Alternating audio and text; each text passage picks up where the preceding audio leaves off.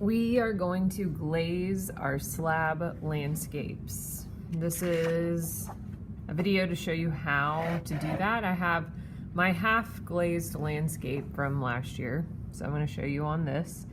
As you can see, it already has some glaze applied, but I'm not done, so I got to finish this up.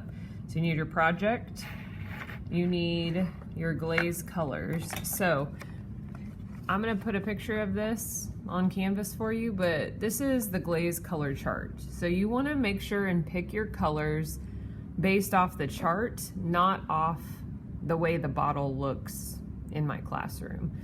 There's several of these in my room, but every time you want to glaze something, you need to look at the chart. This tells you what colors look like after they have been glaze fired. So I picked Sun-Kissed for yellow, Orange Appeal, I think. Yeah, Orange Appeal. I picked Candy Apple Red, and then Grapple, which is the one I want to just quickly talk about. So Grapple, it's a little bit hard to see in the video, but it is a darker purple. It's this one right here. Okay, so I want to show you what this color looked like after when I squirted it out of the bottle. So that is the color that came out of the bottle. I just want to reiterate that after I fire it, it's going to be this color, not that color. So that's why I tell you to pick your colors based off the chart. I also got some more Caribbean blue because I need to add a little bit more. Here's the blue. I need to add a little bit more to the ocean.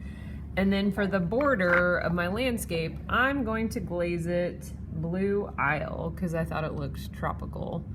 Don't glaze your border black, brown, white. That's boring. Pick a color. It's more interesting if you pick a color, okay? I tell kids to write down the names of their colors because you will forget. You will forget.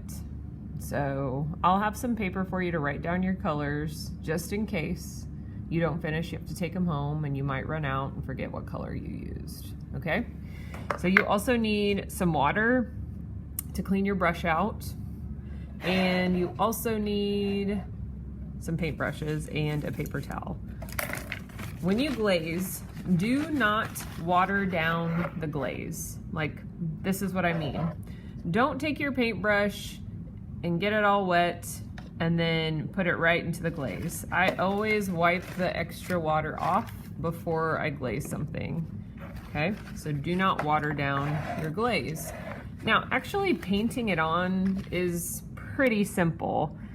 We're gonna take some color, the color we want, and we're just gonna add that color to our bisque fired project. You do need to do about 2 layers of glaze. And this is something that kids often get hung up on. They're like, how do I know? Well, just keep track of how many times you kind of go back over it, especially if you're trying to blend colors, which yes, you can blend the glaze colors together. I'm gonna do that in the sky right now so you can see. So I've got a little bit of yellow, so now I'm gonna switch to orange.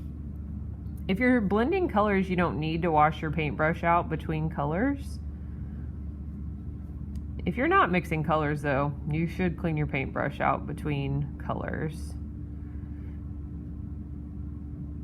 So, do you see how I'm painting carefully?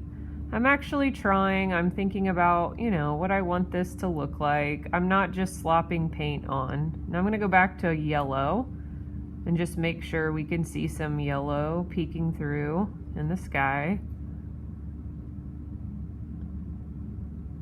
And then I'm gonna go back to orange.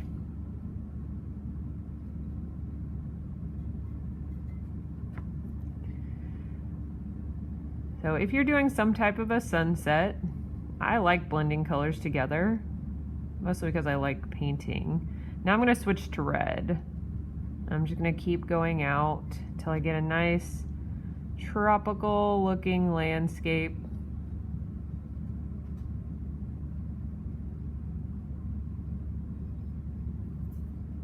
If you get it on something you don't want it on, you do need to wipe it off. That's what Painting carefully. Some kids hate painting, or sorry, we'll say glazing their project because it's, I mean, you have to slow down, you have to take your time, you have to actually be a little bit thoughtful. Like, you're not just quickly slopping paint or glaze onto the project.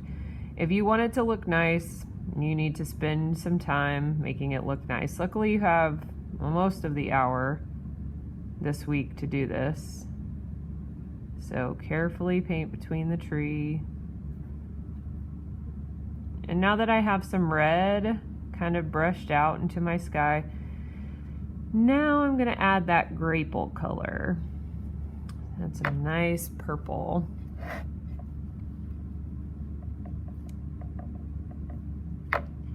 And again, you can let the colors mix. I can't guarantee what it's going to look like, but you can mix them together like you do with paint normally. And again, you want to make sure you're doing 2 layers, which is hard to tell, especially when you're just blending colors. It can be really difficult to kind of tell how many layers you have. So I usually tell kids, just if you're not sure, do another layer. So I've missed a few spots still, like up here. And go back and just carefully brush into those little cracks. If your project is really cracked and kind of messy, you're trying to glaze and do a nice job, you might end up having to like fill in some of your cracks. And the great thing about glaze is if you get it somewhere you don't want it, you can wipe it off with a wet sponge. It is not permanent until it's, you know, in the kiln. So if there's something on here, let's say I got a little bit of red on my palm tree that I couldn't get off, like a very clear swipe, you could take your a cleaning sponge, get it wet, wipe it off, and then you could go back over it with whatever color was underneath. Okay. Do not glaze the back. Okay, don't glaze the back. Anything that touches the kiln shelf should not be glazed. So you can glaze the top of the border, you can also glaze the side, but try your hardest not to get any on the back. And if you do, let's say you get a swipe of a color on accident, you're gonna get a cleaning sponge, you're gonna wet the sponge down, and then you're gonna wipe it off, and it's gonna come right off, okay? I have occasionally had kids start to glaze something and like completely change their mind on the color they picked. You can put it under water and wash it off. I would prefer if you were a little bit more careful, you know, about colors you choose, because this is, you do waste my glaze when you do that. So try to pick colors right off the bat that you know you want.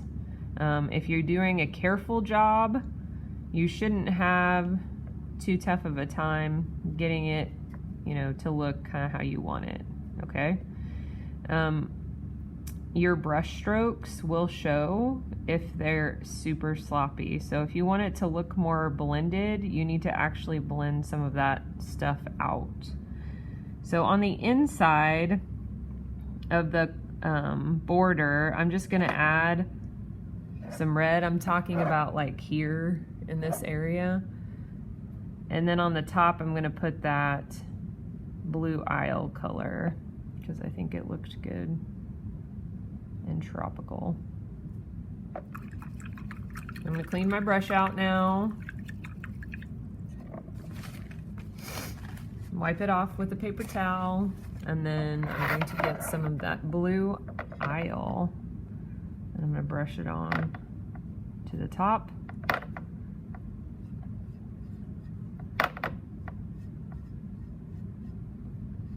And then also you want to do the side.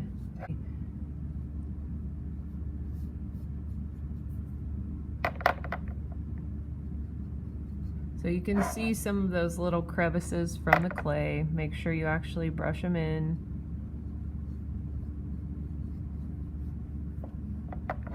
If you want to glaze like some kind of a design onto your border, you could. Let's say I wanted to glaze this one color and then put, I don't know, just some random brush strokes of another color on top that I thought looked good. You can do that. You can be creative when you paint and glaze. Just make sure you do 2 coats, and also make sure you don't get any on the back. Let's see if I got any. Nope, not on the back. Okay. Okay, so when you finish with everything, when you have it all glazed the way that you want it to be, you're gonna put your project back into the kiln room, and I'm gonna fire it again. When you come back to class next week, you should have a completed slab landscape that's been glaze fired. You're gonna take a picture of it in class and you're gonna upload it to the slab landscape project link in Canvas. If for some reason you already did that, you're just gonna do it again, because I wanna grade the actual finished product. I don't wanna grade like the half done, okay?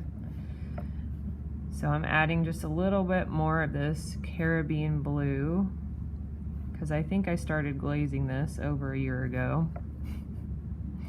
So I'm just gonna put some color on top because I'm just not sure what lighter blue I went with.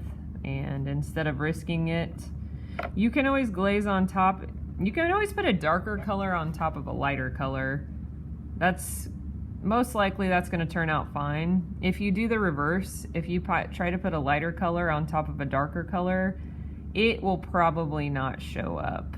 So just something to keep in mind. But the goal with glazing is to cover it with the colors that you like. Make it look nice. Okay, this is the last step.